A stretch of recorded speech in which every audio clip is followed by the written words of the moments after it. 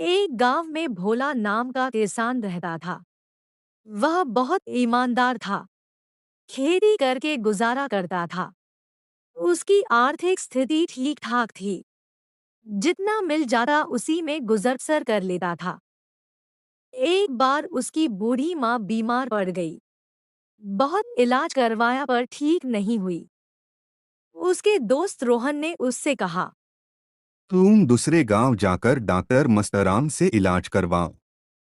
रोहन भाई, मैं तो वहां जाना चाहता हूं, और अब तक इलाज करवाने में मेरा बहुत सारा पैसा खर्च हो गया है। अब मेरे पास पैसे नहीं है। तब रोहन ने उसे सेठ धनीराम से पैसे उधार लेने के लिए कहा। भोला और रोहन सेठ धनीराम से पैसे उधार मांगने जाते हैं। रोहन सेठ धनीराम से कहता है, सेठ जी, ये मेरा दोस्त भोला है, इसे 10,000 रुपए की जरूरत है, इसे दे दीजिए। भोला आपका पैसा ब्याज सहित कुछ दिनों में लौटा देगा, अगर नहीं लौटाएगा तो मुझसे पैसा ले लीजिएगा, इसकी जमानत मैं हूं। सेठ ने पैसे दे दिए। भोला अपनी माँ का इलाज कराने दूसरे गांव चला जाता है। उसकी माँ जल्द ही ठीक हो जाती है। उसे सेठ से लिए हुए कर्ज की चिंता थी। उसने अपने खेत में कड़ी मेहनत की, जल्दी ही उसकी मेहनत रंग लाई। अब की बार उसके खेत में बहुत शानदार फसल हुई। उसने झटपट फसल काटी और बाजार में बेच दी। फल के रुपयों से वह सेठ का कर्ज उतारना चाहता था।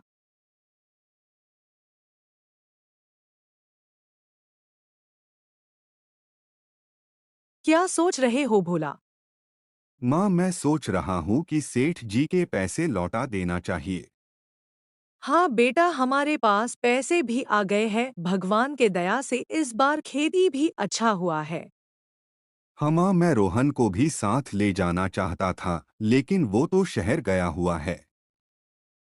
कोई बात नहीं बेटा, मैं तुम्हारे साथ चलती हूँ और सेठ जी को धन्यवाद भी दे दूंगी। दोनों सेठ के पास जाते हैं। सेठ जी, हम आपके पैसा लौटाने आए हैं। भोला ने ब्याज सहित पैसा लौटा दिए। भोला और भोला की माँ ने सेठ जी को धन्यवाद दिया और लौट आए। इन बातों को कई दिन बीत गए। भोला कर्ज चुकाकर निश्चिंत हो गया था, पर वह कर्ज चुका देने की बात रोहन को बताना भूल गया। रोहन भी सोच रहा था कि शायद भोला ने कर्ज चुका दिया है, इसीलिए उसने कर्ज के बारे में भोला से कभी कोई चर्चा नहीं की। सेठ धनीराम के मन में बेईमानी आ गई। एक दिन उसने रोहन को बुलवाया। सेठ धनीराम ने रोहन से कहा, तुम्हारे मित्र भोला ने अब तक उधार लिए हुए रुपए नहीं चुकाए हैं। तुम उसे रुपए चुकाने के लिए कहो। यदि उसने रुपए नहीं लौटाए तो मैं कर्ज तुमसे वसूल कर लूंगा। रोहन को चिंता हुई। वह दौड़ता हुआ भोला के पास गया, उससे कर्ज न चुकाने की शिकायत की। मगर भोला ने कहा कि वह तो बहुत पहले ही कर्ज उतार चुका है। भोला की मां ने भी समर्थन किया। रोहन अपने साथ भोला को लेकर सेठ धनीराम के घर गया। सेठ धनीराम ने इन सब बातों के लिए स्पष्ट रूप से मना कर दिया। भोला को झुठलाते हुए वह बोला, मैंने सोचा भी नहीं था कि तुम इतना झूठ बोलोगे। अफसोस तो इस बात का है, तुमने अपने झूठ में अपनी माँ को भी शामिल कर लिया है। यह तो मानी हुई बात है कि कर्ज चुकाते समय तुम जमानत देने वाले रोहन को अवश्य साथ लाते, पर तुमने कर्ज चुकाया ही नहीं तो रोहन को कहाँ से लाते। दोनों अपनी अपनी बात पर अड़े हुए थे। आखिर मामला राजा के दरबार में पहुंचा। दोनों पक्षों ने अपनी अपनी बातें कहीं। सचमुच मामला गंभीर था। यह बात साफ थी कि भोला ने रोहन के जमानत पर सेठ से 2,000 रुपए लिए, पर लौटाते समय उसकी मां साथ थी और मां की गवाही की बात को साफ तौर पर सेठ धनीराम झुठला रहा था। इसीलिए सारा मामला सेठ के पक्ष में बन रहा था। फिर भी राजा को भोला की बात सच लग रही थी।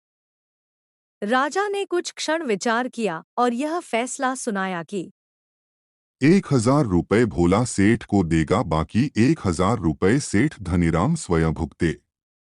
फैसला सुनकर सेठ बहुत प्रसन्न हुआ, क्योंकि उसे 1,000 रुपए यूं ही मुफ्त में मिल रहे थे। पर बेचारा भोला बहुत दुखी था। उसे बेवजह 1,000 रुपए देने पड़ रहे थे। वह दरबार में ही रोने लगा। यही हालत उसकी माँ की भी थी। राजा ध्यानपूर्वक दोनों पक्षों को देख रहा था। उसने अपना फैसला बदलते हुए कहा कि उसका खुश होना और भोलू का दुखी होना मामले की सच्चाई प्रकट करता है। राजा ने सेठ पर 1,000 रुपए का जुर्माना लगाया और जुर्माने की रकम भोला को दिलवाई। इस तरह न्याय करके दूध का दूध और पानी का पानी कर दिया।